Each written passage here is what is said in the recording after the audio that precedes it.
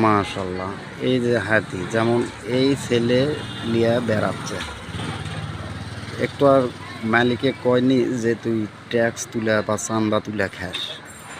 মালিকে প্রতিবার খাবার বা খরচ দেয়, আসলে ই কি সেটা মানে এদের হলো এটা ব্যবসা।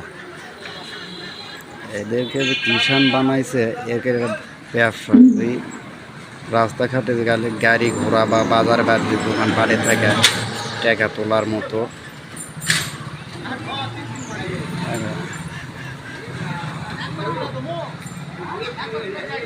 হুম, দেখছিনি কারবার, তাইলে আমার কিছু কোয়া পারবে না। হ্যাঁ, কিসের ফোঁস ফোঁস রে, আবার কাক ধরল। ওরে আল্লাহ, ভ্যান আলাগ ধরে গেছে।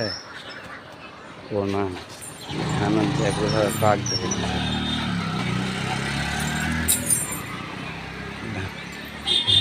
বসে আছে, তাকেই ধরেছে।